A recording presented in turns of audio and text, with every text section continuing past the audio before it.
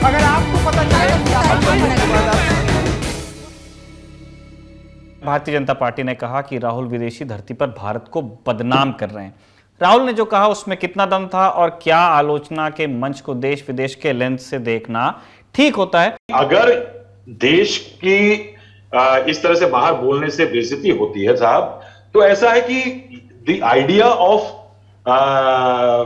Washing India's domestic political laundry, ये देश के जो गंदे पॉलिटिक्स के जो कपड़े हैं वो विदेश में जाकर के लॉन्ड्रोमैट में चला के धोना, ये आम बात हो गई है। ये पहले हिंदुस्तान में नहीं हुआ करता था, ये 2014 में हुआ। मैं आपको कुछ वक्फे सुना चाहूंगा, मैंने अपने नोट्स बनाए हैं कि 1993 में एक पाकिस्तान ने यूएनएचसीआर में जिनीवा में कंप्लेंट कर दी साहब।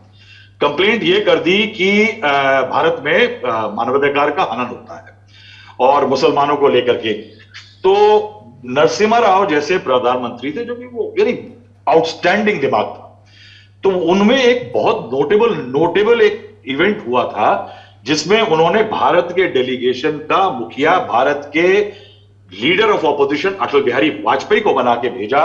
वाजपेयी ने सरकार का स्टैंड लिया, यानी leader of opposition took the stand of government of India at the उस पॉलिटिकल डिप्लोमेटिक लेवल पे भारत की सरकार के एक्शंस को डिफेंड किया, भारत के सरकार के एडमिनिस्ट्रेटिव तंत्र को डिफेंड किया और उस वोट में हिंदुस्तान जीता था। ये एक बेमिसाल उदाहरण है कि जहां ऑपोजिशन के नेता ने ऐसा व्यवहार किया और प्रधानमंत्री ने ऐसा व्यवहार किया। नरसिम्हा राव साहब के बारे में बहुत ज्यादा इतिहास में हिंदुस्तान में लिखा नहीं जाएगा, 50 कारण है, मगर वही आदमी लिबरलाइजेशन लाता है, वही आदमी ऐसी रवायतें शुरू करता है। और देखिए उसका पॉलिटिकल दिमाग कि बाबरी मस्जिद में जो भी उन्होंने किया उस समय पे हुआ, उसको करके वो बीजेपी को ऐसा कर देता है कि बड़े सालों तक बीजेपी अनटचेबल भी रहती है। वो बात अलग है क्या। तो आप ये याद रखिए कि उस समय पे अटल बिहारी वाजपेयी के साथ में सलमान खुर्शीद जूनियर मिनिस्टर होते थे फॉरेन अफेयर्स के।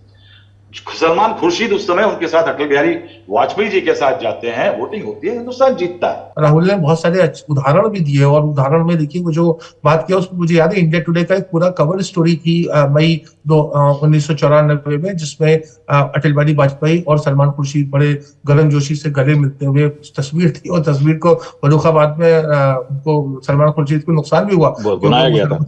हाँ, वो कह रहे थे वो चुनाव हार गए 96 का, उसको उन्होंने उसको क्रेडिट दिया था। ऐसी बहुत सारे उदाहरण हैं जब विपक्ष ने, खुद अटल बिहारी वाजपेयी ने जब एक यूएन एड्स का एक सम्मेलन हुआ था अंतर्राष्ट्रीय अमेरिका में, वो सोनिया गांधी को अटल बिहारी वाजपेयी में, मेरे ख्याल से 2001 की बात है, उस समय वो जो देश के स्वास्थ्य मंत्री थे सीपी ठाकुर का भी नाराज हो गए थे क्योंकि सीपी ठाकुर को लीडर नहीं बनाया और वाजपेयी जी ने सोनिया गांधी को लीडर बना करके वहां यूएन एड प्रोग्राम पे भेजा था। और सोनिया गांधी जाके डिक चेनी जो समय वहां के उपराष्ट्रपति थे उनसे मिली थी, तमाम चीजें हुई थी। दरअसल लेकिन बात यह है कि सरकार को विपक्ष पे भरोसा नहीं है और विपक्ष को सरकार पे भरोसा नहीं है। तो जो एक बात थी फॉरेन पॉलिसी और रक्षा के मामले में जो एक कंसेंसस था कि हमारा देश जो कह रहा है या कर रहा है उस पर हम सब साथ हैं, उसको दोनों पक्षों ने मुझे ख्याल से खोखला किया। और जो राजदीप ने कहा कि वो भेद मिट गया है कि भारत सरकार और इंडियन स्टेट, आप अगर कोई चीज भारत सरकार की